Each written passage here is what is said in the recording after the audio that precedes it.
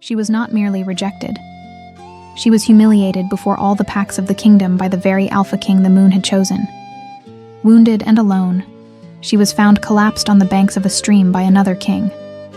And when she returned to the same place, at the side of a different Alpha King, the mate who had rejected her felt the bond scream the moment he saw her. Yansa never imagined that the most important moment of her life would happen while she was trying to become invisible. The grand annual gathering was always like this. Hundreds of wolves from every pack in the kingdom of Shadowmoor gathered in the vast stone hall of the main castle, celebrating alliances, displaying power, strengthening bonds. For the Alphas and their families, it was an opportunity to show strength and status. The Borderlands pack did not come for honor. It came out of obligation. And Yansa was pressed against the cold stone wall, in the darkest corners of the hall, wearing the only dress she owned, a piece of faded linen, patched in several places. The sleeves were worn at the cuffs, the hem uneven where she herself had mended a tear months earlier. It did not belong there, in a place filled with silks and velvets, jewels and crowns. But it was all she had. Yansa kept her eyes lowered, her dark, curly hair falling over her face in an attempt to hide her heterochromatic eyes. Those damned eyes that made people stare, whisper, step away. One golden like warm amber, the other silver like polished metal. Different. Strange. Wrong. She had learned early on that it was better not to be seen. But then it happened. It was as if a bolt of pure energy tore through the hall and struck her square in the chest. Yansa gasped, her hand flying to her heart as an overwhelming sensation exploded inside her. It was not pain. It was power. It was connection. It was something so intense, so absolute, that it made her knees weaken. Her inner wolf woke with a roar. Mate. The word echoed through every fiber of her being, undeniable and sacred. Yansa lifted her head sharply, her eyes searching frantically through the crowd, following that magnetic pull that dragged her with irresistible force in one specific direction. And then she saw him. Rudolph was in the middle of a conversation with the alpha of a neighboring pack when he felt it. It was not subtle. It was not gentle. It was like being struck by lightning that started in his chest and spread through every nerve, every muscle, every damned cell in his body. His wolf, normally controlled, restrained, obedient, exploded into absolute frenzy. Mate. Now. Find. Rudolph went completely still, the conversation dying on his lips. His heart slammed in his chest, pumping hot blood through his veins with primal urgency. He could feel the bond forming, could feel that golden, inevitable connection solidifying like invisible chains binding his soul to whom? No. Some rational part of his mind whispered, alarmed. Not here. Not now. Not in front of everyone. But it was already too late. His dark eyes moved on their own, scanning the crowded hall, searching for the source of that devastating pull. And then he saw her. In the corners. In the shadows. Where wolves from insignificant packs stood. A she-wolf. The bond sang between them, warm and inevitable, and Rudolph felt something he had never in all of his 28 years experienced. Wholeness. As if a part of him that had always been missing had finally been found. No. Rudolph forced his feet to move before his brain could process what he was doing. He stepped down from the platform, the crowd parting automatically before him, and walked toward the she-wolf. With every step, the bond pulsed stronger. His wolf pushed, demanded that he run, that he reach her, that he claim her. Mine, mine. But then Rudolph came close enough to truly see her, and everything inside him froze. She looked wrong for the throne. The dress she wore was in tatters. She was barefoot, in his hall. Her dark hair was a wild, unkempt mass of curls she clearly did not know how to control. Her posture was hunched, drawn inward, like someone who had spent her entire life trying not to be noticed. And then she lifted her head, and Rudolph saw her eyes. One gold, the other silver. Heterochromia. Cursed, his mind supplied automatically. Marked. Different. Something twisted in Rudolph's stomach. No. No. This could not be happening. He was the Alpha King of Shadowmoor. He needed a Luna who was strong, powerful, of noble lineage. Someone he could present to the other packs with pride. Someone who would bring honor and respect to his name. Not this. But the bond did not care about appearances. It did not care about social status. It pulsed between them, warm and insistent, telling Rudolph that she was his, that she belonged to him, that he needed to protect her, claim her, love her. Love her? Rudolph almost laughed at the thought. Love someone who could barely dress herself properly? He looked at her again. Really looked, trying to find something, anything that justified that bond. But all he saw were flaws. Pale skin marked by small scars. Thin, fragile shoulders. The expression on her face that was part hope, part terror. And those damn mismatched eyes that made her something people would point at, whisper about, judge. You cannot do this. A cold, calculating voice whispered in his mind. Think of the kingdom. Think of your position. You have responsibilities. You have an image to maintain. But his wolf roared in protest. She is ours. It does not matter. She is ours. The internal war tore through Rudolph, brutal and swift. Part of him, the primitive, instinctive part, wanted to pull her into his arms, rub his scent over her, declare before everyone that she belonged to him. But the rational part, the part that had been trained since childhood to lead, to rule, to always put the kingdom above everything else, that part knew what had to be done. Rudolph made his decision, and he hated that it hurt. You, Rudolph said, and his voice came out colder than he intended. The she-wolf blinked, confusion and hope battling across her face. Rudolph let his gaze sweep over her slowly, deliberately, assessing every detail so that everyone around could see. The tattered dress, the bare feet, the unruly hair, those cursed eyes. Do this quickly, he ordered himself, like pulling out a thorn, fast and final. This must be some kind of mistake, he said, loud enough for every wolf in the hall to hear. The gods could not have given me, you, as a mate. He saw the moment the words hit her, saw the hope in her eyes falter. Good. It was better this way. Better to end any illusion now. I felt the bond, Yansa whispered, her voice trembling but trying to be steady. You felt it too. I know you did. And he had. He still did. The bond pulsed between them, warm and insistent, begging to be accepted. But Rudolph forced his expression to remain cold. Feeling does not mean accepting, he replied, choosing each word to cut. Look at you. He took a step back, creating physical distance, and felt the bond protest. His wolf clawed furiously beneath his skin, demanding that he stop, that he not do this. Be quiet, Rudolph ordered his wolf internally. This is necessary. Look at what you are wearing, he continued, keeping his voice steady even as something inside him twisted. Rags. You do not even wear shoes. His eyes traveled over her again, forcing himself to catalog every imperfection out loud. You are strange, those ridiculous, uneven eyes that mark you as cursed. He paused, seeing her flinch. Stop, something inside him begged. You are destroying her. But Rudolph did not stop. Did you really think that I, the Alpha King of Shadowmoor, would accept someone like you at my side? Around them, whispers erupted like spreading fire. She is from the Borderlands pack. That poor pack with no importance at all. And those eyes. They always say they are a bad omen. The Alpha King is right to reject her.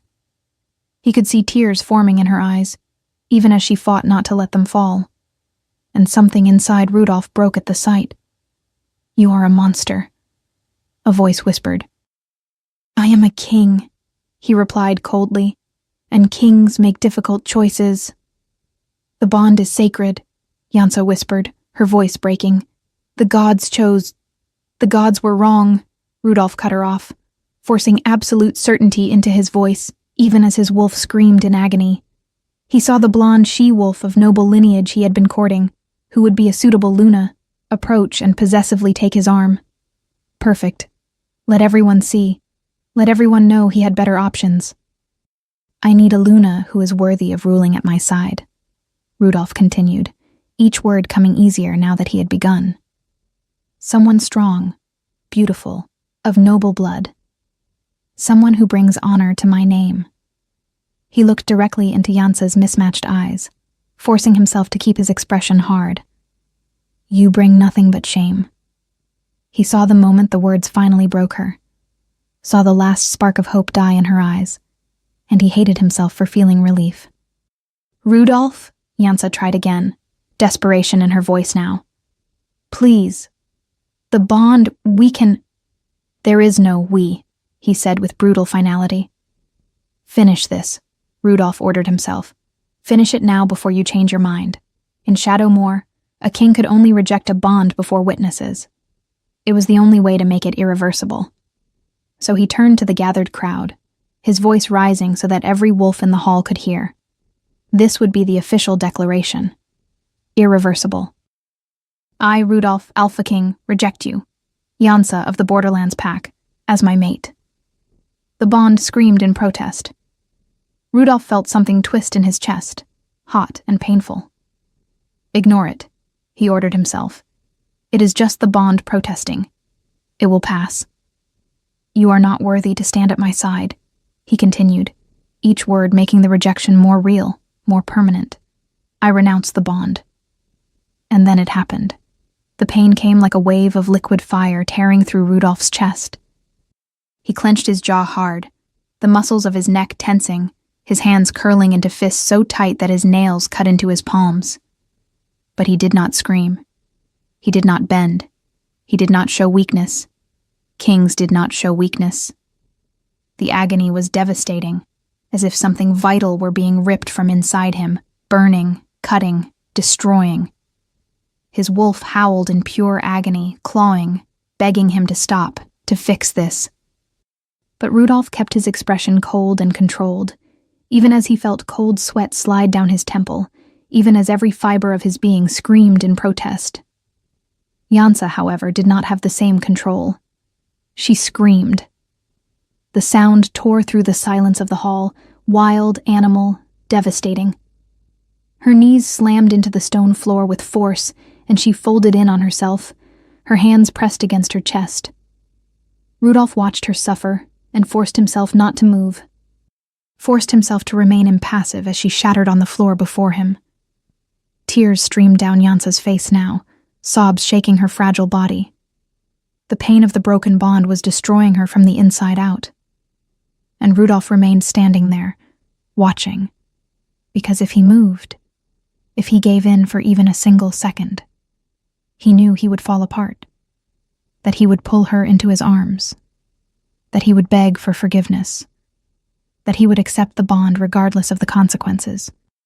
So he did not move. Around him, some wolves laughed. Others whispered. Many simply watched with morbid fascination. Take her out of here, Rudolph said, his voice coming out rougher than he intended. He cleared his throat. She's making a pathetic scene. An elderly she-wolf approached hesitantly and helped Jansa to her feet. The rejected she-wolf could barely stand, her body shaking violently as the pain kept tearing through her. For a moment, only a moment, Jansa's eyes met Rudolph's. And what he saw there haunted him. It was not anger. It was not hatred. It was betrayal, absolute pain, and something that looked dangerously close to surrender, as if something fundamental inside her had been permanently broken. Then the elderly she-wolf dragged her out of the hall, and Jansa disappeared. The heavy silence lingered for a few seconds before someone, one of the oldest alphas, grunted in approval. A wise decision, Alpha King, he said.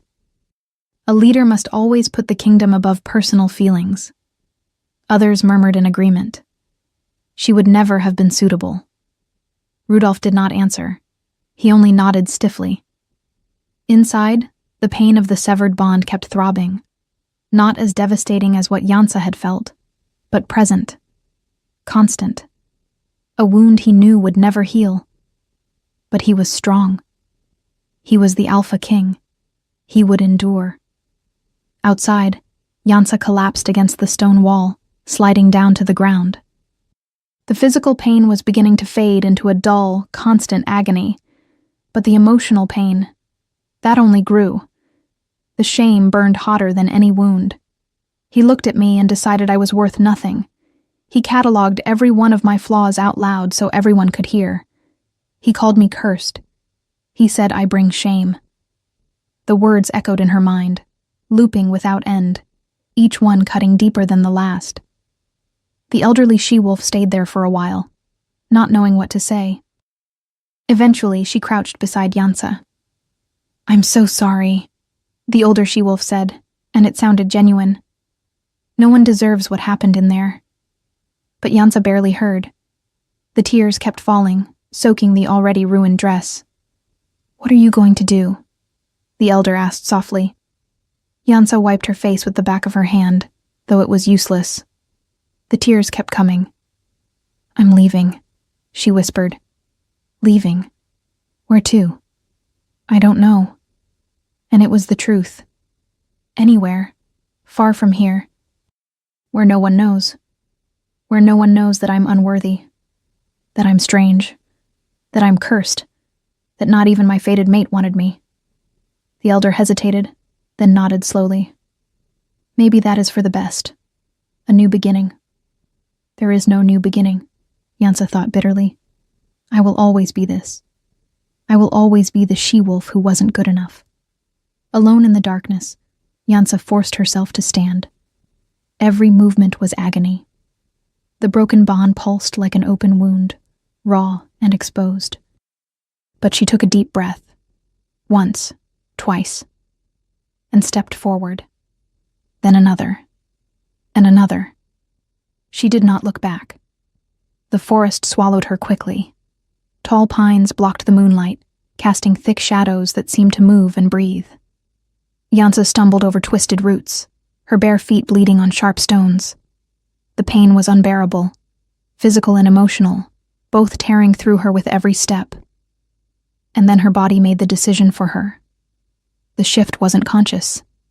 It wasn't planned. It was pure survival instinct. Jansa felt bones snapping and reforming, skin burning as fur pushed through, the world changing perspective as she dropped to all fours. Normally, the shift was painful, but quick. This time, with the severed bond still pulsing like an open wound in her soul, it was pure agony. But when it ended, she was in her wolf form. Small, smaller than most she-wolves, dark fur that blended into the forest shadows. And those eyes that stayed mismatched even in animal form, one golden, one silver, shining in the darkness. "Run," her wolf ordered. "Survive." And she ran. Through the endless night, Jansa ran. Her paws were quicker than her human feet, but still injured, bleeding where sharp rocks cut. She crossed icy streams that numbed her legs, climbed rocky slopes that tore at her pads, pushed through dense thickets where branches scraped her muzzle and flanks. But she kept going. She ran without direction, crossing boundaries she didn't even know existed, until the air changed, colder, cleaner, and the scent of the forest became different. When the sun finally rose, painting the sky pink and gold, Jansa was beyond exhausted. She saw a large tree ahead, with twisted roots that created a small sheltered space at the base. Her body ached so badly she could barely hold her wolf form. Just a few minutes, she thought, staggering toward the tree. "I just need to rest for a few minutes." Jansa curled up between the roots, her muzzle tucked under her tail, her body trembling with exhaustion and pain. She closed her eyes, one golden, one silver, and let the darkness take her. Voices woke her. Jansa opened her eyes slowly, disoriented. How long had she slept? The sun was higher now, filtering through the leaves. "This way," a male voice was saying nearby. "Are you sure?" I don't see any deer tracks. Another voice replied. Hunters. Jansa's instinct screamed danger. She tried to stand, tried to run, but her body was too stiff, too sore. Before she could move, 2 men emerged between the trees. They stopped when they saw her. They were big, wearing worn leather and carrying bows. The first was older, with a thick gray-streaked beard. The second was younger, with a scar running across his cheek. Well, look at that, the older one said, approaching cautiously. A wolf. Too small to be an adult male. Must be a female. Jansa tried to growl a warning, but the sound that came out was weak, pathetic. Her body was too exhausted to even look threatening. She looks injured, the younger one observed, keeping his distance. Look at her paws. She's bleeding. She's alone too. The older man frowned. Strange. Wolves don't travel alone like that. Jansa managed to rise on trembling legs, backing up against the tree trunk. Every muscle protested. She just wanted them to leave her alone. We could kill her, the younger one suggested. The pelt is still worth something even if she's small. Maybe, the older one agreed. Let's get closer. We don't want her to run. They took cautious steps toward Jansa, and that was when she made the fatal mistake. Exhausted, frightened, desperate, Jansa lifted her head and opened her eyes, looking straight at the men, hoping the gaze would make them hesitate. Step back. But what happened was the opposite. Both men froze, because they saw her eyes, one golden like the morning sun, the other silver like molten metal. Different. Uneven. The younger man took an abrupt step back, his hand flying up to make a protective sign against evil. By the gods, he whispered, his voice trembling. Her eyes. They're different. The older man went pale, but his expression quickly shifted from fear to something more dangerous. Anger mixed with cold determination. Mismatched eyes, he said, spitting on the ground. Cursed. Jansa tried to back away farther, but there was nowhere to go. Her back was already pressed to the tree. No, the younger man said, his voice rising, hysterical. No, we can't let something like that live. My grandmother told me. Creatures with mismatched eyes bring misfortune, death, ruin. Jansa tried to growl again, tried to look dangerous, but she was too weak. All that came out was a low whine. She's weak, injured. She won't be able to hurt us. Exactly, the older man agreed, advancing. And can we risk letting a curse like that loose in the forest? Jansa tried to run. Her paws moved, but they were too weak, too slow. She barely made it 3 steps before she stumbled and fell. The older man reached her first. His boot slammed into Jansa's side with brutal force, sending her rolling across the ground. Pain exploded through her already battered ribs. Jansa tried to get up, but the younger man was there, kicking her front legs. She heard something crack, sharp pain ripping through her leg. Cursed creature, the older man snarled, kicking again. You should have died at birth. Jansa whimpered, the sound loud and desperate. She tried to bite, tried to defend herself, but every movement only brought more pain. Another kick, this time to the head. Stars burst across Jansa's vision. The world spun. Let's finish this quickly, the older man said, though his voice sounded like it was coming from very far away. I don't want to be near this thing any longer than necessary. Jansa felt rough hands grab her, dragging her wolf body across the ground. She tried to fight, but she had no strength. Every breath was agony. The sound of running water grew louder. A stream. Here, the older man said. We'll leave her here. They threw her onto the bank of the stream. Jansa's body slammed against smooth stones, knocking the air from her lungs. She lay there, unable to move, watching through blurred eyes as the men came closer. The older man lifted his boot and stomped down with brutal force on Jansa's ribs. She heard and felt bone break. The pain was so intense she couldn't even whimper. "May the gods have mercy," the older man said, with no mercy in his voice, "and rid this world of one more curse." Another kick, to the head this time, and Jansa's world went out. The last thing she felt before the darkness took her was the cold water of the stream touching her fur, and a distant thought. Rudolph was right. I was always cursed. Then there was nothing. Her wolf body wanted to regenerate, but the rejection had broken the healing from the inside. Laurent, Alpha King of Lunaris, with long golden hair, woke with a restlessness he couldn't name. It wasn't fear. It wasn't worry. It was something deeper, more instinctive. His wolf was unsettled, clawing under his skin, pushing him to go out, to patrol. He dressed quickly and left the castle, shifting into his wolf form as soon as he passed through the gates. His golden fur gleamed under the morning sun as he ran through the forest. Normally he patrolled the kingdom's borders only once a week, but today something pulled at him. His senses were on high alert, ears pricked, nose catching every scent on the wind. And then he smelled it. Blood. Fresh. Laurent accelerated, powerful paws eating up the distance. The scent grew stronger as he neared the stream that marked the eastern boundary of his territory. And then he saw her. A she-wolf, small. Dark fur soaked with blood and water, motionless on the stream bank. Laurent shifted back into human form as he ran to her, his heart pounding with something he didn't understand. He dropped to his knees beside the small she-wolf, his hands reaching out with the utmost care. Alive. She was still alive. Laurent could see her breathing, so faint, so shallow he almost missed it. Blood stained the water around her. Bruises and beating marks covered her small body. One of her front legs sat at an unnatural angle, broken. Her ribs looked caved in on one side. Who did this? Cold rage filled Laurent. Whoever had beaten this small, defenseless she-wolf to within an inch of death. He pushed the thought aside. First, he had to save her life.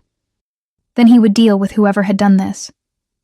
And then, as he adjusted her limp body in his arms, Laurent saw. Her eyes opened for a fraction of a second. Just a brief moment of awareness before they closed again. But Laurent saw. One golden eye, the other silver. Different. Unique. His inner wolf roared. Protect. Save. Laurent held the small, injured she-wolf against his chest with infinite care and began running back to the castle. Every step was measured, controlled, careful not to jostle her too much, not to cause more pain than she was already suffering. Her body was alarmingly light, too light even for a small she-wolf. How long had she gone without eating? How much blood had she lost? Hold on, Laurent thought fiercely. Just a little longer. You're safe now. Her dark fur was soaked, part stream water, part blood. Laurent could feel her weak, uneven breathing against his chest, could feel the faint tremor of her body even while unconscious. When he finally reached the castle, the guards at the gates straightened immediately when they saw him. Alpha King, one of them began, but stopped when he saw what Laurent was carrying. Send for the healer, Laurent ordered, his voice steady but urgent. Tell her it's an emergency. Prepare a room in the recovery wing. The guard did not hesitate. He turned and ran into the castle.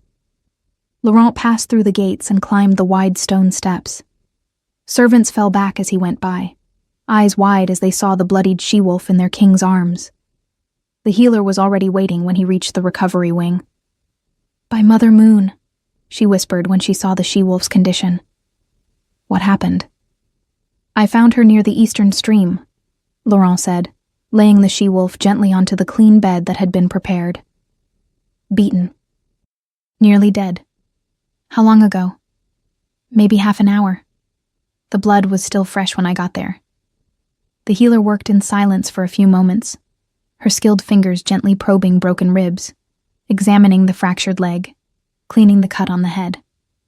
She was lucky you found her, the healer said at last, her voice grave. Another hour and she would have died of hypothermia or blood loss. Laurent nodded. Can you save her? I can try, but it will be difficult. The ribs will need time to heal, and that leg. She paused. I'll need to set it back into place. It will hurt, even if she's unconscious. And there is always a risk of infection. Do whatever is necessary, Laurent said. I'll need space to work, she said gently but firmly. Can you wait outside? Laurent hesitated. His wolf bristled at the idea of leaving her. All right, he agreed reluctantly. But call me when you're done. Yes, Alpha King. Laurent left the room, but he didn't go far. He stayed in the corridor outside, leaning against the wall, waiting. Why does this matter so much? He asked himself. She is a stranger, a she-wolf you found injured. You've helped others before. But he had never felt this urgency, this need to protect. It's because she was so broken, he decided, so close to death. Anyone would feel compassion. But deep down, Laurent knew it was more than that. Those eyes, one gold, one silver, unique, extraordinary. It was hours before the healer emerged from the room. Laurent straightened at once. How is she? Alive, the healer said, and Laurent felt relief flood through him. Stable for now. I cleaned the wounds, set the leg, wrapped the ribs. She's resting now, but it will take time, and she will need constant care for the first few weeks. See that she has everything she needs, Laurent ordered. Laurent, she said, using his name. Who is she? I don't know, he admitted, but I will find out. When she wakes. 3 days passed. Laurent had just entered the room for his morning visit when he sensed something different in the air. And then he saw. It was no longer a she-wolf lying on the bed. It was a woman. Laurent stopped in the doorway. The shift must have happened during the night. The healer had mentioned it could occur. But seeing it was different than knowing. She was small even in human form. Delicate. Dark, curly hair spilled across the white pillow like a shadowy cloud. Her skin was pale, bruised in ways that looked worse in human form. Yellow-green around the wrapped ribs, purple along her arms. The healer had dressed her in a simple linen nightgown that covered her properly, but Laurent could see the bandages through the thin fabric. He approached the bed slowly, almost reverently, and that was when he saw her face.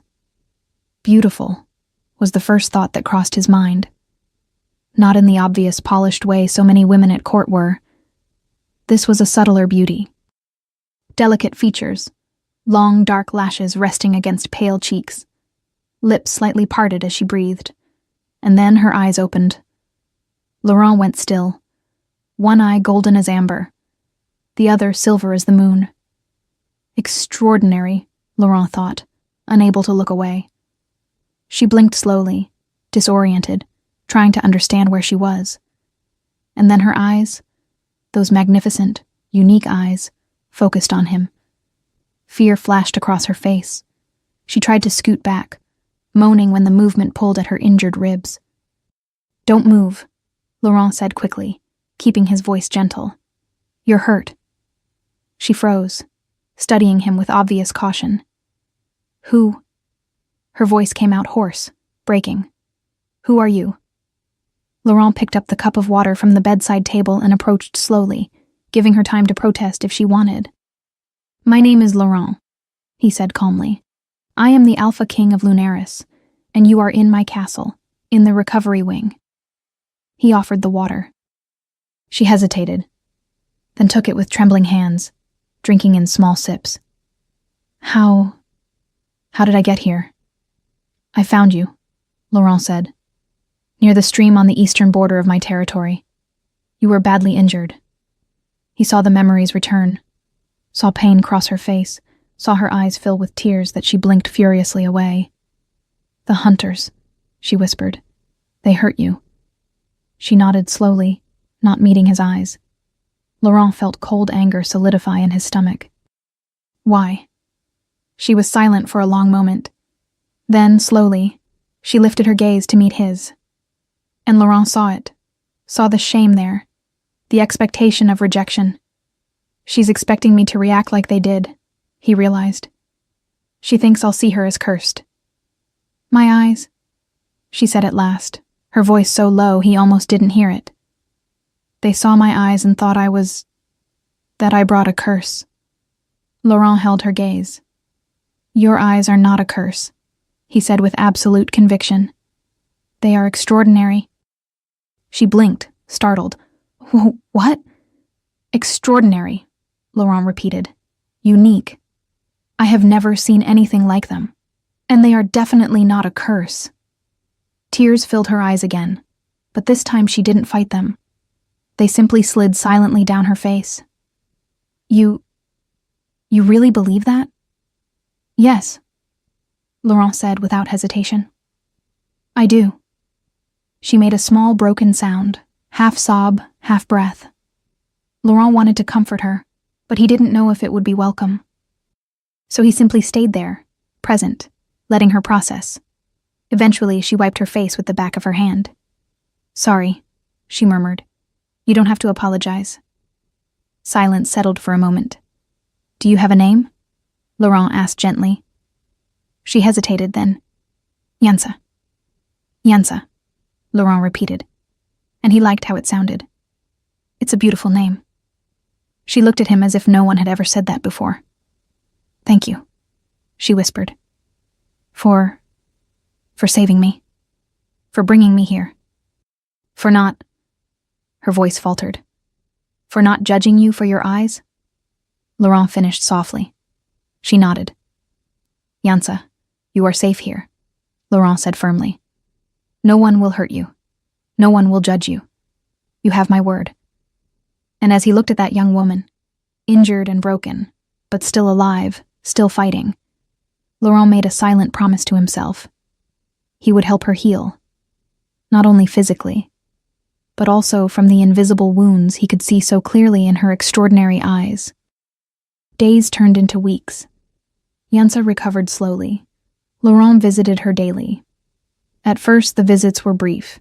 He would simply check on how she was doing, bring fresh fruit or flowers from the garden, talk about simple, safe things. Yansa was cautious, quiet, as if she still expected him to change his mind, to decide she wasn't worth the effort. But Laurent was patient. Little by little, she began to relax. She talked about everything except Shadowmoor. Never about what had happened before he found her. And Laurent did not press. When the healer finally declared Yansa well enough to move freely around the castle, Laurent made a proposal. Yansa, I want to make you an offer. She tensed slightly, but she didn't pull away. What kind of offer? Stay in Lunaris, Laurent said, as part of the kingdom. I don't understand. You need a safe place to rebuild, and Laurent paused, choosing his words carefully. I could use your help. With diplomatic matters, organization, planning. You're intelligent, observant. I've seen it in our conversations. You could be valuable here. Valuable. Yansa repeated the word as if it were foreign. Yes, valuable. She studied him, looking for lies, looking for traps, but finding only sincerity. And in return, I help you. I train you if you want. Self-defense, strategy, anything you need so you never feel helpless again. Yansa was silent for a long time. Then, slowly, she nodded. All right, I accept. Laurent smiled, the first genuine smile she had seen from him. And that was how Yansa's transformation began. Laurent was a patient, but demanding teacher. He started with basic defense. Days became weeks. Weeks became months. Yansa grew stronger, faster, more confident. Laurent taught her not only physical combat, but strategy. How to read people, how to anticipate moves, how to use her mind as much as her muscles. And Yansa learned.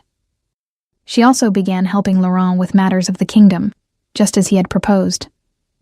At first, they were simple tasks, organizing assemblies, speaking with the village. But as Laurent saw her capability, he involved her more. Yansa had a natural talent for it. She saw patterns others missed, asked questions no one else thought to ask. "You're good at this," he told her. "Better than many advisors I've had." Yansa blushed at the compliment, but she didn't look away the way she would have months before. "Thank you," she said, and her voice was steady. And as the months passed, something else changed. Yansa no longer walked hunched over. She no longer hid her face. She no longer avoided eye contact. She moved with confidence now. Head high, shoulders back. When someone looked at her heterochromatic eyes with curiosity, she looked back without shame. She had changed physically, too. Recovery time, proper food, and constant training had transformed her body. She gained muscle, definition. Her skin held a healthy color. Her hair shone. But the greatest change was internal. Yansa knew her worth now. And Laurent watched all of it with something he was beginning to recognize as more than simple mentor's satisfaction. It was during a particularly intense training session that Laurent finally admitted it to himself. They were practicing close combat. Yansa had managed to knock him off balance, something she had never done before, and now she stood over him, breathing hard, eyes bright with triumph. "I did it," she said, smiling. A genuine smile, wide, beautiful. And Laurent looked at her, really looked, and felt something tighten in his chest. "Oh no," he thought. "I'm falling in love with her." It wasn't a soulmate bond. Laurent had never felt that. But this was something real, something deep. He admired her strength, her resilience, her intelligence. He liked the way she challenged him intellectually, how she wasn't afraid to disagree when she thought he was wrong. He loved the sound of her laughter, rare at first, but more and more frequent as she began to feel safe. He loved the way her eyes lit up when she learned something new. One gold, one silver. Absolutely extraordinary. "Laurent?"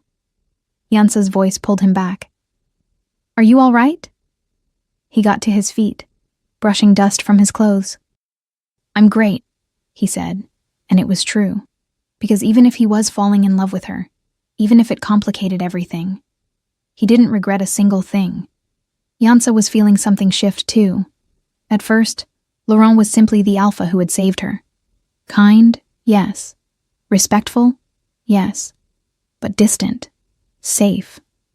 But as they spent more time together, that distance disappeared. She began to notice small things.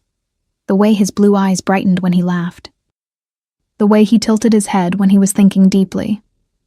The way his long blonde hair fell into his face when he leaned over maps and documents. She noticed how he was gentle with everyone. Servants, guards, advisors. Not because he had to be, but because he cared. She noticed the way he looked at her. Not with pity, not with discomfort at her eyes, but with respect, admiration, and something else. Something that made her stomach turn in a way she didn't understand. "No," she told herself. "Don't think like that. He is a king. You are only Yansa." But the voice was weaker now, because she was no longer only Yansa. She was Yansa, Laurent's advisor. Yansa, who could take down larger opponents in combat. Yansa, whose ideas were heard and valued. During a quiet night in the castle library, Yansa was reviewing a trade treaty when Laurent came in, carrying 2 glasses of wine. "I thought you could use a break," he said, offering her a glass. Yansa took it with a smile. "Thank you." Laurent sat in the chair beside her, and for a while, they simply drank in comfortable silence. "Yansa," Laurent said eventually, "can I ask you a question?" "Of course. Are you happy here?" Yansa looked at him, surprised. "Why do you ask?" "Because I want to be sure," Laurent said, and there was genuine sincerity in his voice. "That you're here because you want to be, not because you feel you have to be." Yansa considered the question carefully. At first, she admitted, I didn't know what I felt. I was just surviving. But now, she paused, searching for the right words. Now I can't imagine being anywhere else. Lunaris is... Her voice faltered for a moment. Lunaris is the first place that truly feels like home. And you... She stopped, realizing she was about to say too much. Me? Laurent prompted gently. Jansa met his eyes, those blue eyes that truly saw her, that had never judged her, that had always treated her with respect. You gave me something I never had before, she said softly. You taught me that I have value. She paused, her heart pounding hard. You taught me to see myself the way you see me. The silence that followed was charged. Laurent looked at her with an intensity that made the air between them feel electrically alive. And how do you think I see you? He asked, his voice low. Jansa swallowed. As someone extraordinary. Yes, Laurent said, leaning a little closer. Extraordinary. Strong. Intelligent. Brave. He paused, his eyes never leaving hers. Beautiful. Jansa's heart stopped. I'm sorry, he said quickly, pulling back. I shouldn't have... That was inappropriate. Jansa stared at him, not knowing what to say. They looked at each other for a long moment, something unspoken hanging between them, but neither of them took the next step. The next day, Laurent was in his office reviewing trade reports when a messenger knocked at the door, carrying a scroll sealed with Shadowmoor's crest, a black wolf howling beneath a crescent moon. He broke the seal and read, Alpha King Laurent of Lunaris, it is with great honor that I invite you to the Grand Royal Ball of Shadowmoor to be held on the next full moon. It will be an occasion of celebration, where I will finally present my chosen one as Luna beside the throne. Your presence would honor this kingdom and strengthen the bonds between our lands. Respectfully, Rudolph, Alpha King of Shadowmoor. Laurent reread the invitation 3 times, something twisting in his stomach. Shadowmoor, the kingdom Jansa had fled from. He had never pressed her for details. She would share when she was ready. But he knew something terrible had happened there. Something that had left her broken and bleeding on the border of his lands. Should I go? Laurent wondered. Diplomatically, it made sense. Refusing would be an insult. But the idea of returning to that place, knowing what Jansa had suffered, he was still considering it when he heard a soft knock at the door. Come in. Jansa entered carrying a stack of documents. She wore a simple but elegant dark blue linen dress that brought out her heterochromatic eyes. Her dark hair was pulled back into a practical ponytail, a few curls slipping free to frame her face. She was beautiful. But more than that, she was confident. Her posture was upright, her gaze direct, her smile small but genuine. There was no trace left of the hunched, frightened she-wolf he had found months ago. I brought everything you asked for, she said, setting the documents on the desk. Then she noticed the scroll in his hand. Bad news? Laurent hesitated. An invitation. To a ball in Shadowmoor. He saw the moment the name of the kingdom hit her. Her posture grew slightly more rigid, her fingers curling into a fist without meaning to. But she didn't look away. She didn't shrink. Shadowmoor, she repeated, her voice carefully neutral. The Grand Royal Ball? You know about it? Everyone does, Jansa said. It's where the Alpha King presents his chosen one officially. His future Luna. Something crossed her face. So fast, Laurent almost missed it. Pain, anger, and then determination. Are you going? She asked. I was considering refusing, Laurent admitted, given that, well, you came from there, and clearly something happened that hurt you. I don't want to put you in an uncomfortable position. Jansa was silent for a long moment, staring at the invitation. Then her eyes lifted to his with fierce intensity. I want to go. Laurent blinked, surprised. Are you sure? Absolutely, Jansa said, and there was something in her voice he had never heard before. Something close to challenge. I've spent months rebuilding myself, becoming strong, proving to myself that I have worth. She paused, lifting her chin. It's time to show them too. Laurent studied her for a long moment. Yansa, you don't need to prove anything to anyone, especially not to people who hurt you. I know, she said, but I want to. Not for them. For me. I want to look into the eyes of everyone who judged me, who despised me, who treated me like I was less, and I want them to see what I've become. She took a step closer, her eyes never leaving his. And I want to go with you. If you want me at your side that night, I would feel honored and safe. Laurent's heart kicked hard. The honor would be mine, he said, and it was the absolute truth. A smile spread across Yansa's face, wide, genuine, beautiful. Then let's show Shadowmoor they underestimated the wrong she-wolf. The days before the ball passed in a blur of preparation and nervous anticipation. Laurent arranged for the finest dress the seamstresses of Lunaris could create. When Yansa saw it for the first time, a deep emerald silk gown that matched perfectly with the golden tone of one of her eyes, with silver embroidery that reflected the other, she was speechless. It's perfect, she whispered, touching the fabric reverently. Just like you, Laurent said before he could stop himself. Yansa blushed, but she didn't look away. Something was changing between them.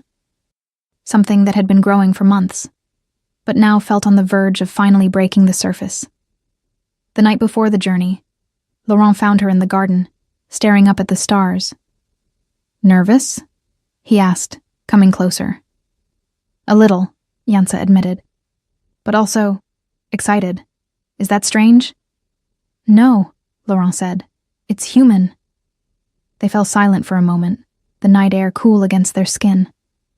Laurent, Yansa said eventually, thank you for everything, for saving me, for giving me a home, for teaching me that I'm more than what people told me I was.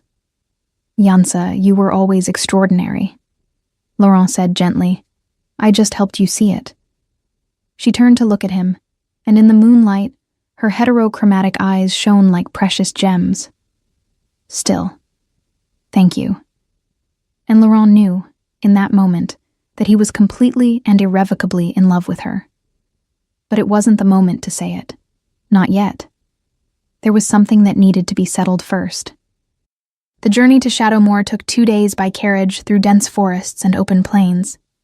Yansa was quiet for most of the way, staring out the window, clearly processing the return to the place where everything had begun. Laurent didn't press her. He simply stayed present, offering his quiet company. The night before they arrived, when they stopped at an inn, Yansa finally spoke about it. She spoke softly as they ate dinner. It was at the grand annual gathering in Shadowmoor that everything happened. Laurent waited, giving her space to continue if she wanted. I felt the bond, Yansa said, her voice distant, as if she were reliving the memory.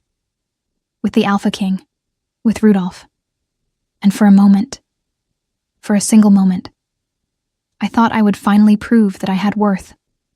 She gave a bitter laugh. But he looked at me and saw only flaws. My eyes, my poor clothes. And he didn't just reject me, publicly. In front of everyone, he humiliated me, said everything I've hated hearing my whole life. Laurent felt cold rage harden in his chest. He's a fool, Laurent said simply. Yansa looked at him, surprised. Anyone who looks at you and doesn't see how extraordinary you are is a blind fool, Laurent continued. And tomorrow, when we walk into that hall, you're going to show him exactly what he lost. Yansa smiled, small, but genuine. Thank you, she whispered. And Laurent swore to himself that he would protect her, no matter what happened. When they finally arrived at Shadowmoor's castle, a looming structure of dark stone that seemed to drink in the light around it, Yansa took several deep breaths before stepping out of the carriage. Ready? Laurent asked, offering his hand. Jansa looked at his hand, then at the castle, then back at him. "Ready," she confirmed, placing her hand in his. They stepped down from the carriage together, and immediately every head turned. Laurent was striking in formal attire, a dark blue velvet tunic that brought out his eyes over a pristine white shirt, long blonde hair partly tied back with a worked leather band, a few strands left loose to frame his face. He radiated controlled power and the natural elegance of someone born to lead. But it was Jansa who stole everyone's breath. The emerald gown hugged the curves newly defined by training, highlighting the athletic yet feminine figure she had built over the past months. A cinched waist, shoulders strong yet delicate. Her dark hair was arranged in elegant waves that fell in a cascade over bare shoulders, with a few strands pinned back by delicately crafted silver clips. Her skin glowed healthy, flushed by the cool air of travel. And when she lifted her head, looking directly at everyone watching without a trace of shame or hesitation, her heterochromatic eyes caught the torchlight, one a blazing gold like molten metal, the other a bright silver like stars. She wasn't hiding anymore. She wasn't shrinking. She was magnificent. Whispers burst like waves. "Who is she?" "By the gods, I've never seen anyone so beautiful.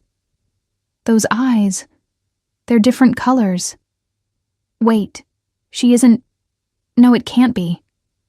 She's the companion of Alpha King Laurent of Lunaris." Laurent offered his arm to Jansa with an elegant, respectful gesture, and she took it with a confident smile that didn't waver for a second. Together they climbed the castle steps and entered the great hall. The hall was packed. Hundreds of wolves from the most important packs had gathered, all dressed in their finest, silks, velvets, jewels glittering under 1,000 candles, all eager to see the chosen one of the powerful Alpha King Rudolph. Laurent and Jansa moved through the crowd, and it was impossible not to notice how people literally stopped mid-conversation to stare, some with open admiration, others with barely hidden envy, many simply shocked, wide-eyed, a perfect couple, powerful, beautiful, magnetic. "They're staring," Jansa murmured, keeping her smile in place. "Let them stare," Laurent murmured back, covering her hand with his on his arm. "You deserve every look." Jansa squeezed his arm slightly in silent thanks. Following court protocol, they approached the host to greet him. It was custom for visiting alphas to present themselves to the king of the house. Rudolph stood at the center of the hall, surrounded by advisors and nobles, beside a blonde she-wolf with an aristocratic air, golden hair perfectly arranged, an expensive red dress, jewels at her throat. She held his arm with possessive familiarity, presumably the chosen one who would be presented. Rudolph wore black formal attire that emphasized his imposing figure, a dark velvet tunic with silver detailing, black hair loose over broad shoulders, the posture of someone who commanded respect through presence alone. When he saw Laurent approach, Rudolph smiled, that political, calculating smile that never reached his dark eyes. "Laurent," he greeted, extending his hand with firmness. "It is an honor to have the King of Lunaris at my ball. Your presence elevates our celebration." "The honor is mine, Alpha King," Laurent replied politely, gripping the offered hand with equal strength. That was when Rudolph's eyes shifted to Laurent's companion. And he froze. The hand holding Laurent's went rigid. His breath caught. Dark eyes widened in absolute shock. Laurent felt the exact moment Rudolph recognized her. He saw the color drain from Rudolph's face. Saw his jaw slacken slightly before he forced control back into his expression. Around them, advisors and nobles noticed the strange reaction, glancing curiously between Rudolph and the mysterious woman. "Jansa?" Rudolph whispered, the name leaving his mouth as if he'd been stabbed in the stomach. The blonde she-wolf beside him frowned, confused and irritated by his reaction. Jansa met his gaze with no visible emotion. Her face was a mask of cool, distant politeness. "Rudolph?" she replied with a light, formal nod, as if greeting a distant acquaintance. "Congratulations on your chosen one. May your union be prosperous." Her voice was calm, controlled, indifferent, as if he were just another face in the crowd, and Laurent saw it devastate Rudolph in a way screams or tears never could. The blonde she-wolf looked between them, confusion sharpening into something else. Jealousy. Suspicion. Rudolph looked at Jansa. Really looked, as if seeing her for the first time, and Laurent could almost hear the thoughts racing through his head. This wasn't the timid, poorly dressed, shrinking she-wolf he had rejected months ago. This was a stunning woman, confident, radiant, powerful in her own skin. The eyes he had called ridiculous and cursed now shone like precious jewels. The posture he had thought hunched and wrong was now straight and proud. The body he had dismissed was strong and graceful. And she stood beside another Alpha King, looking at Rudolph as if he meant absolutely nothing. Something dark and dangerous flickered across Rudolph's face. Jealousy, regret, possessiveness, all tangled together in an expression he fought to control. You're with him? Rudolph asked, his voice harsher than he intended, his eyes sliding to Laurent with something dangerously close to accusation. Jansa is my most valuable advisor, Laurent said, his tone calm but edged with protective steel. And yes, she accompanies me tonight. I am very fortunate to have her company. The blonde she-wolf tightened her grip on Rudolph's arm, displeased. Rudolph, she said, her voice tense. But Rudolph didn't answer, his gaze locked on Jansa as if no one else existed in the hall. His jaw clenched, the muscles in his neck going taut. I need to speak with you, he said, looking directly at Jansa, ignoring the woman beside him. In private. The blonde she-wolf released his arm sharply, her face flushing with humiliation. There's nothing to talk about, Jansa said simply, her voice firm. Jansa. Enjoy your ball, Alpha King, she said, turning away with quiet grace. I'm certain your chosen one is waiting for your attention. It would be impolite to neglect her. The polite barb landed cleanly. The blonde she-wolf went even redder, tears of rage and humiliation shining in her eyes. Laurent followed Jansa, feeling Rudolph's stare burning into his back. Feeling, too, the shocked looks of dozens of nobles who had witnessed the exchange. When they were far enough away, Laurent leaned slightly toward her. Are you all right? Jansa drew a deep breath, then let it out slowly. I am, she said, and she sounded surprised by her own truth. I thought seeing him again would break me all over. But I only feel empty, like he's a stranger. She looked at Laurent, and there was something like wonder in her eyes. I'm free, she whispered. Truly free. Laurent smiled, covering her hand with his. Yes, he agreed. You are. Music began to play, an elegant waltz that echoed through the immense hall. Couples started to form on the dance floor, moving in intricate, graceful patterns. Across the room, Jansa could see Rudolph being practically dragged onto the floor by the blonde she-wolf, who was trying to reassert her place at his side.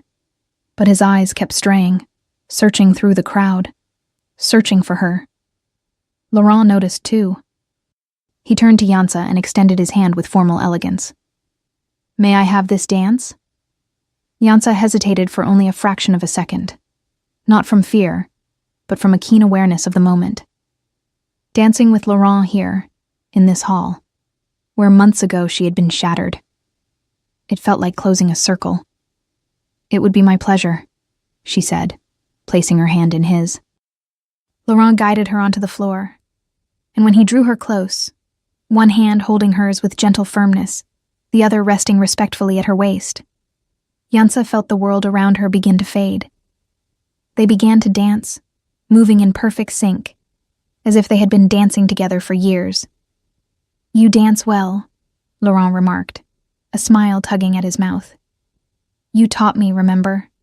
Jansa said with a small smile, along with everything else. Defense, strategy, diplomacy, and dancing because you insisted that an advisor needs to know how to move in society. And I was right, Laurent said, his blue eyes bright, Look at you now. Magnificent."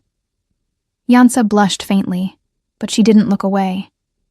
They danced in silence for a few moments, and Jansa was so focused on Laurent, his eyes, his touch, his presence, that she almost forgot where she was, until a voice interrupted her. "May I steal the lady for a dance?" They stopped and turned. Rudolph was there, having abandoned his chosen one in the middle of the floor. His hand was extended toward Jansa, his expression tense and nearly pleading. Behind him, the blonde she-wolf stared with a mix of fury and humiliation, while nobles nearby whispered and pointed. Jansa looked at Rudolph's hand as if it were something dangerous, then at his face, and Laurent saw the exact moment she decided to have a little fun. "Oh," she said, her voice dripping with false concern and exaggerated innocence. "I'd love to, truly, but unfortunately I don't know how to dance." Rudolph frowned, confused. "But you were dancing just now, with him." "Was I?" Jansa asked, blinking with theatrical innocence. "How strange. I must have serious trouble with my feet then. They just don't work properly sometimes. Very inconvenient." Laurent had to bite the inside of his cheek hard to keep from laughing out loud. A strangled sound of amusement escaped him anyway, which he tried to disguise as a cough. Around them, several nobles close enough to hear laughed discreetly behind fans and wineglasses. Rudolph glanced between them, realizing he was being openly mocked, and his face flushed. Part rage, part humiliation. "Jansa, I need to talk to you." "And I need to get back to dancing," Jansa said brightly, turning back to Laurent with a radiant smile. "With my partner, who, interestingly, doesn't make my feet develop mysterious problems. Funny how that works, isn't it?" She pulled Laurent back into the dance, leaving Rudolph standing alone in the middle of the floor, with hundreds of eyes watching his public rejection. The blonde she-wolf made a strangled sound and ran out of the hall in tears. Several of Rudolph's advisors hurried over at once, trying to contain the damage and get him off the floor before things grew even worse. When they were far enough away, Laurent finally let the laughter out. Low, genuine, full of delight. "Trouble with your feet," he repeated, his blue eyes sparkling. "Jansa, that was brilliant." "Well," Jansa said, smiling mischievously in a way that made Laurent's heart jump, "it's technically true.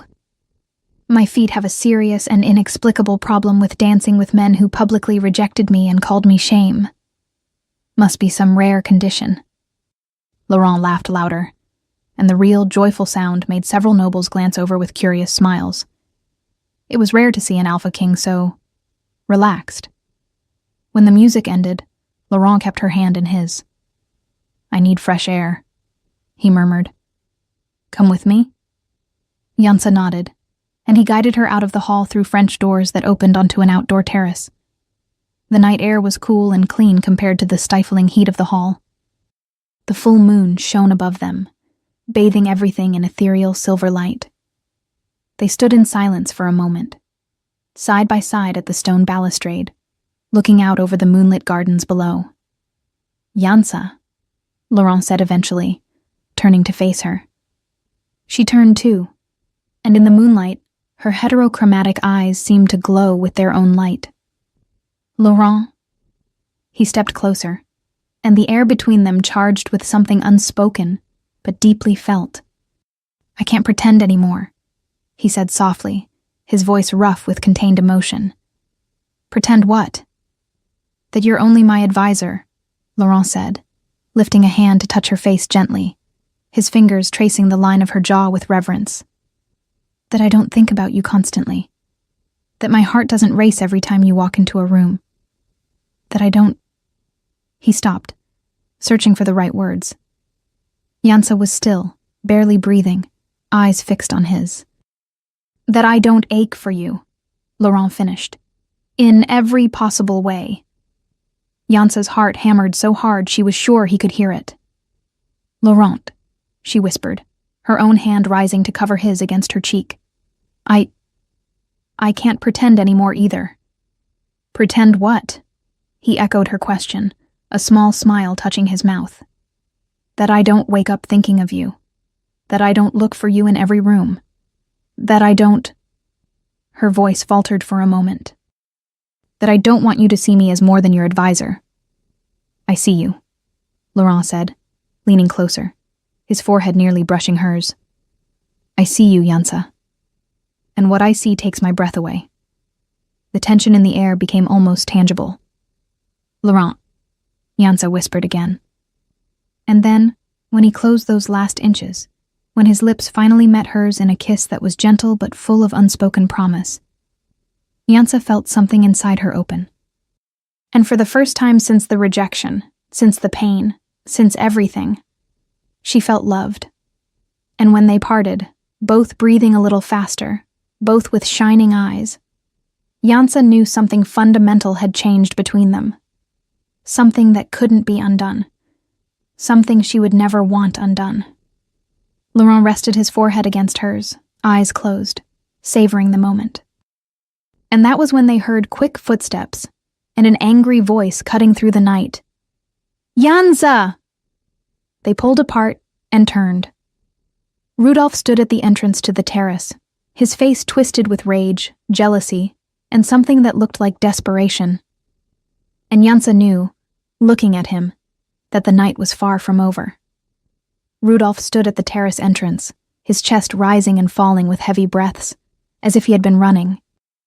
His hands were clenched into tight fists, his dark eyes locked on Yansa with an intensity that bordered on obsession. "You," he said, his voice coming out rough. "Get your hands off her." Laurent didn't move. He simply remained beside Yansa, protective but not possessive. "Watch your tone, Rudolph," Laurent said, his voice calm, steel running beneath it. "She is mine," Rudolph roared, taking a step onto the terrace. The word echoed into the night.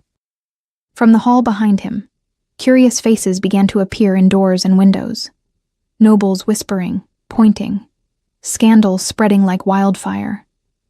Yansa stepped forward, and Laurent saw flames in her heterochromatic eyes. "Yours?" she repeated, her voice low but dangerous. "Yours? You have no right over me, Rudolph." "You were my fated mate," Rudolph said, and there was something broken in his voice now, something that sounded like regret. The bond you tore apart," Yansa cut in, her voice rising. "You rejected me, publicly. You said I wasn't worthy, that I brought shame." Each word landed like a blade. From the hall, more people crowded in to watch. Among them, Laurent saw the blonde she-wolf, Rudolph's chosen one, her face streaked with tears, being consoled by other noble women. "I made a mistake," Rudolph said, and for the first time his voice wavered. "I see that now. Look at you. You are magnificent." "I always was," Yansa said coldly. "You were just too blind to see it. But now I see." Rudolph took another step toward her. "And I can't. My wolf never accepted the rejection. The bond may have been ripped apart by words, but your scent stayed in my soul. I can't." "That's not my problem," Yansa said, and Laurent felt pride flare in his chest at her strength. "Yansa, please," Rudolph pleaded now, and the powerful, feared Alpha King looked almost desperate. "We can fix this. The temple says a king can try to reverse a rejection. It's rare, but possible. With blood and ritual." "No," Yansa said simply. "You won't even consider it?" "There's nothing to consider," Yansa replied, lifting her chin. "You looked at me and decided I was worth nothing. You cataloged every flaw out loud so everyone could hear. You called me cursed." Her voice trembled slightly, but she stayed steady. "And do you know what I thought when I came here today? I thought it would hurt. That seeing you again, standing in the place where you tore me apart, would reopen all those wounds." She paused, and a small but genuine smile appeared on her face. But it didn't, because I realized something important. There is no bond left for me.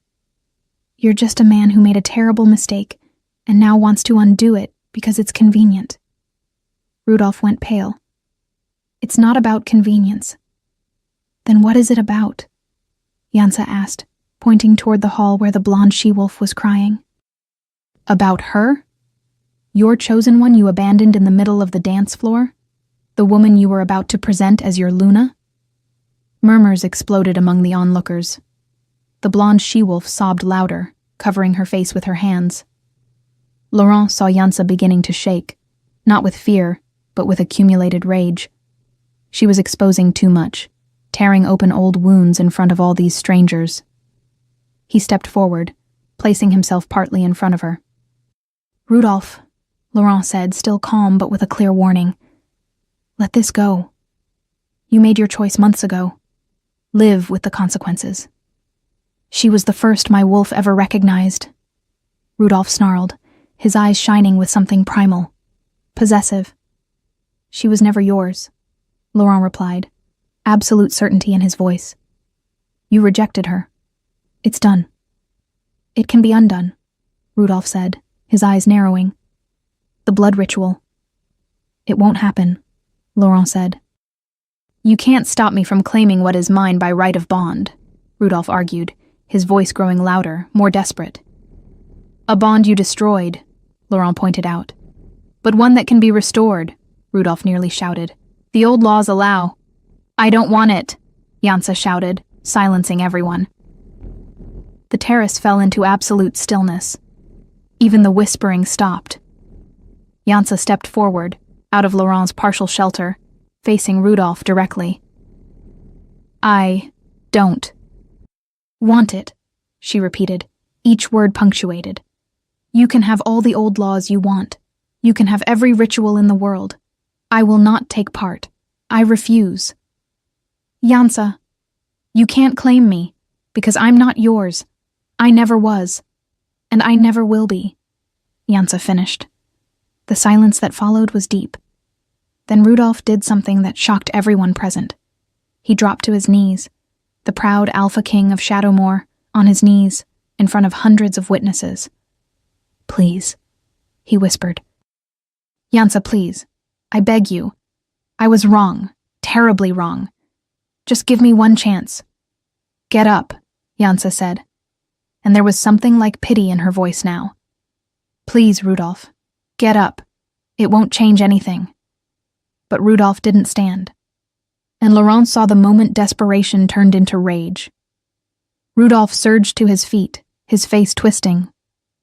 Then let it be decided the old way, he declared, his voice echoing across the terrace and into the hall. I, Rudolph, Alpha King of Shadowmoor, challenge you, Laurent of Lunaris, to an alpha duel. Gasps erupted among the onlookers. Laurent went very still. An alpha duel, he repeated. Yes, Rudolph said, regaining composure. By the old laws, when two alphas contest rights over a mate, the duel decides. The moon collects its price, and it isn't always from the fighter. Jansa is not property to be contested, Laurent said, his voice dangerously low. But the bond exists, Rudolph insisted. Even broken, it exists, and that gives me rights. You have no rights, Laurent cut in. Then prove it, Rudolph challenged, in the duel. Or are you a coward? The provocation was obvious, calculated. Laurent looked at Jansa, who was pale, her eyes wide with worry. Laurent, no, she whispered. You don't have to. I know, Laurent said gently. Then he turned back to Rudolph, and when he spoke, his voice was ice cold. I accept your challenge, but not because I believe I have rights over Jansa. He stepped closer to Rudolph, blue eyes meeting dark. I fight because you humiliated her, because you broke her, because you looked at something extraordinary and called it shame, and because here, in your own kingdom, in front of everyone who witnessed your cruelty. Laurent paused, letting each word sink in. You are going to hear this. She was always worthy, and I will defend that truth with my last breath. Murmurs of approval rose from some of the spectators. Even a few of Shadowmoor's nobles looked impressed. Tomorrow at dawn, Rudolph said, in the duel arena. So be it, Laurent agreed. Then Rudolph smiled, something cold and calculating. And since you want to do this according to tradition, it will be in wolf form, half-shifting permitted, and the crowd witnesses. That's how we do it in Shadowmoor. Laurent didn't flinch. I accept. An elderly Shadowmoor advisor stepped forward from the crowd. As Elder of the Moon Temple, he said, his voice resonant, I witness this challenge. An alpha duel will be held at dawn, in wolf form, until submission or death. He paused, looking between Laurent and Rudolph. But hear this well. When two kings fight over a she-wolf marked by the gods with split eyes, the moon takes its price. Blood will be spilled, and not everything that is lost can be recovered. A shiver ran through the crowd. Yansa felt something icy slide down her spine. Laurent only nodded. I am aware of the risks. Then let the moon goddess decide, the elder said. At dawn. The crowd began to disperse slowly, frantic whispers filling the air. The night's scandal would be spoken of for months, perhaps years. Rudolph cast one last look at Yansa, something between regret and possessiveness, before turning and leaving the terrace. When they were finally alone, Yansa turned to Laurent, her eyes bright with unshed tears. You shouldn't have accepted, she said, her voice trembling. He's brutal in combat. He never shows mercy. I've heard stories. Hey, Laurent said softly, taking her hands in his. Look at me. Yansa lifted her eyes. I'm not going to lose, Laurent said with quiet conviction. Not because I'm stronger, but because I have something he doesn't. What? A real reason to fight, Laurent said, squeezing her hands. He fights for wounded pride. I fight for you. Tears finally spilled down Yansa's cheeks. And if something happens to you, she whispered. Laurent, I can't. If you get hurt because of me, nothing will happen, Laurent promised. Trust me. I do trust you, Yansa said. I'm scared. Laurent pulled her into his arms, holding her as she finally let the night's tension break into silent sobs. Everything will be all right, he murmured into her hair. I promise.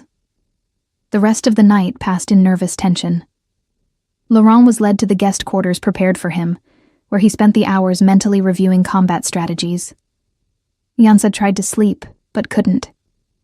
She lay awake, staring out the window at the moon, praying to gods she wasn't even sure she believed in. When the first ray of light touched the horizon, servants began to move through the castle. The duel was about to begin, and the entire kingdom, both kingdoms, would watch.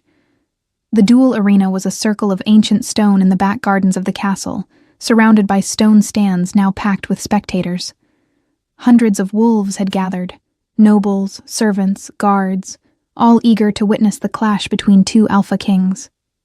Yansa sat in an area reserved for important witnesses, flanked by Lunaris guards Laurent had insisted remain with her. She was pale, her hands clasped so tightly her knuckles were white. Across the arena, Rudolph entered first. He wore only leather combat trousers, his bare torso showing defined muscles and scars from previous battles. His black hair was tied back. His dark eyes gleamed with determination, and something darker. He looked every bit the brutal warrior the stories painted. The crowd roared in approval. He was their king after all. Then Laurent entered. He too wore only combat trousers, his blonde hair partly tied back.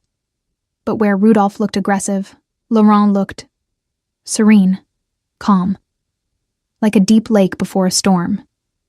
His blue eyes found Yansa in the stands, and he smiled, small but reassuring.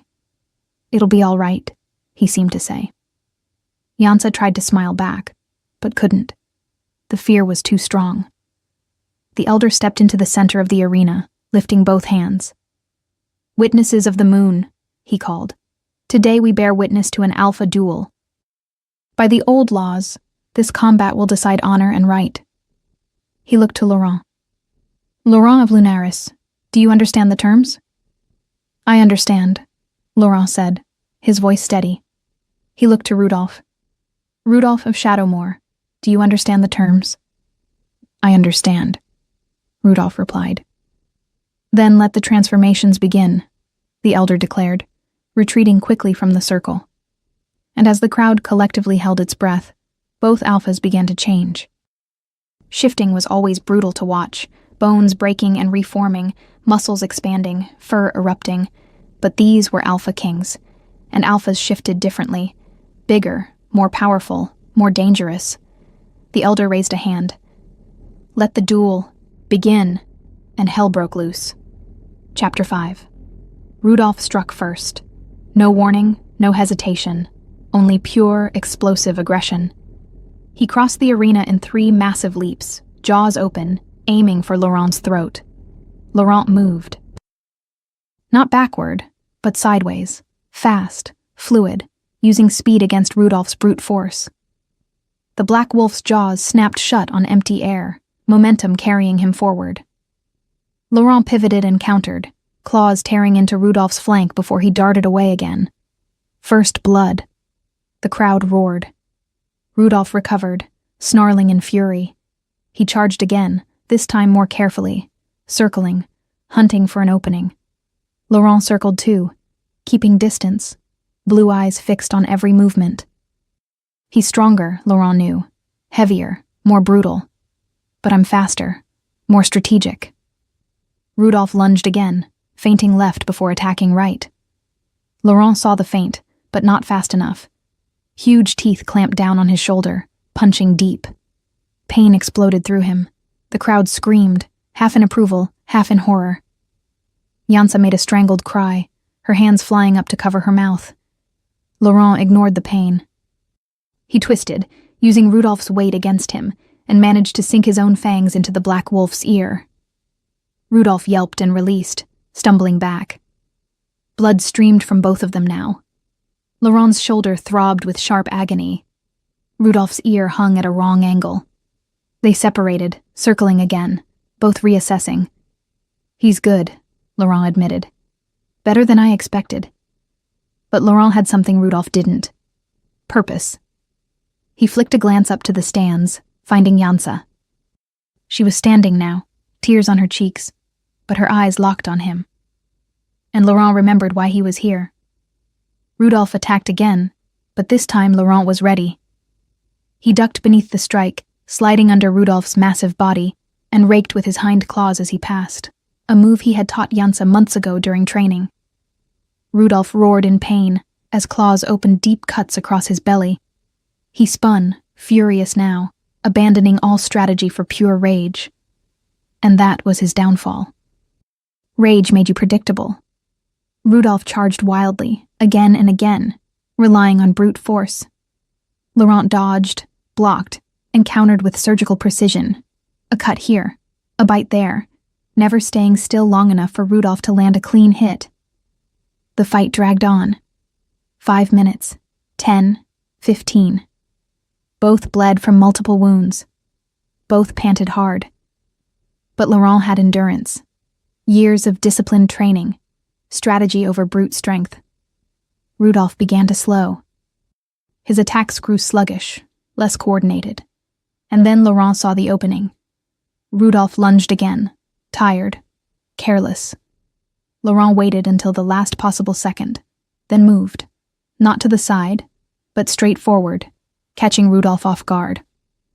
He slid beneath the gaping jaws and surged upward, his own jaws locking around Rudolph's throat. Not hard enough to kill, but hard enough to force submission. Rudolph struggled, but Laurent had perfect position.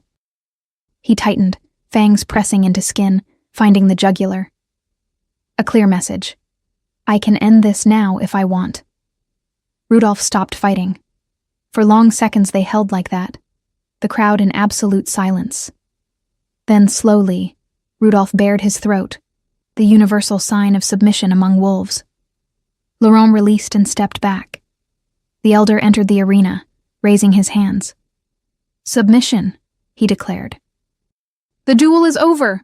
Laurent of Lunaris is victorious. The crowd erupted, half cheering, half protesting, everyone stunned. Laurent shifted back into human form, his body slick with blood and wounds, but still standing. Rudolph shifted too, dropping to his knees, panting, defeated. Laurent looked at him for a long moment. "You are strong," Laurent said, his voice rough, "but strength isn't everything." He turned toward the stands, where Jansa was already running down, guards trying to follow. Then his legs gave out. Laurent dropped to his knees, as exhaustion and blood loss finally caught up with him. Jansa reached him, falling to her knees beside him, hands going immediately to his injuries. "Laurent," she cried, "there's so much blood." "I'm fine," he managed, though everything ached. "It was worth it." The healer rushed in with assistance, immediately starting to treat Laurent's wounds. "He'll be all right," she assured Jansa. "Nothing fatal, but he needs rest." Jansa nodded, never letting go of Laurent's hand. Across the arena, Rudolph was still on his knees, watching Laurent and Jansa together, watching the way she looked at him, the way he looked at her. And finally, Rudolph understood. He hadn't just lost the duel. He had lost her, in every possible way. The elder approached Rudolph, speaking low. "The duel is decided. You can no longer claim her." Rudolph nodded slowly, something breaking in his chest. "I know." He looked at Jansa one last time, memorizing her, heterochromatic eyes shining with tears, her beautiful face bent over Laurent with obvious worry, her hand holding his as if she would never let go. She truly loves him, Rudolph realized. Then Rudolph turned and left the arena, sparse applause following him. His kingdom had witnessed his defeat, his humiliation. Laurent was carried to the guest quarters, where the healer worked for hours, cleaning wounds, stitching deep cuts, wrapping bruised ribs. Jansa stayed at his side the entire time, holding his hand, refusing to leave even when the healer suggested it. When the work finally ended, Laurent was bandaged and pale, but his blue eyes still shone when he looked at her. "You should rest," the healer said. "The body needs time to heal." "I will rest," Laurent promised. "But first," he looked at Jansa. "May I have a moment alone with her?" The healer smiled faintly. "Of course. But don't overexert yourself, Alpha King." When they were alone, Jansa finally let out a trembling breath. She spoke, tears threatening to fall. "When I saw those jaws close on you. Sorry I scared you," Laurent said softly. Laurent gently pulled her closer, ignoring the pain in his wounds. "Jansa, I love you," he said simply. Tears slid down Jansa's face. "I'm not the bond fate chose for you," Laurent continued. "But I choose you. I want you every day." "Laurent," Jansa whispered, her voice breaking with emotion. "And I know you've been through so much," Laurent said, "that you were hurt in ways I'll never fully understand. So I don't expect you to feel the same, but I needed you to know. I love you, Jansa." For a moment, Jansa only stared at him, tears spilling freely. Then she leaned in and kissed him. Gentle, careful of his injuries, but full of emotion. When she pulled back, she was smiling through tears. "And I love you too," she said at last. "Jansa," Laurent whispered, his heart bursting with happiness. "I choose you," Jansa said. "Every day, forever if you'll have me." "If I'll have you?" Laurent laughed, then hissed as the motion tugged his ribs. "Jansa, you're everything I ever wanted but never knew I needed." They stayed like that for a long time, foreheads together, simply existing in each other's space. "So," Jansa said eventually, "what do we do now?" "Now?" Laurent smiled.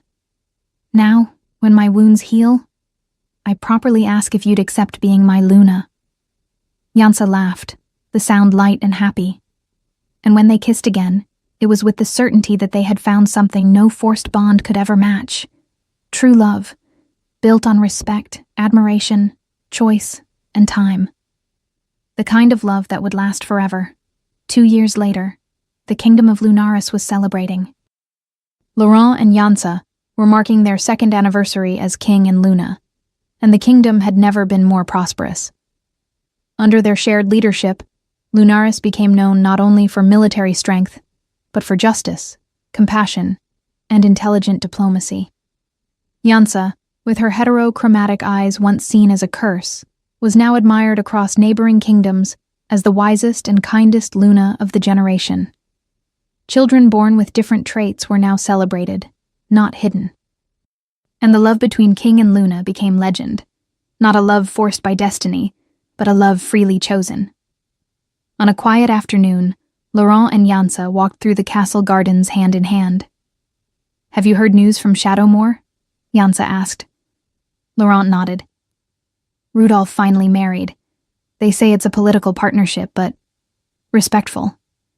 "I hope he finds happiness," Yansa said, and she meant it. The anger had faded long ago. Only peaceful indifference remained. "You're incredible, you know that?" Laurent said, stopping to look at her.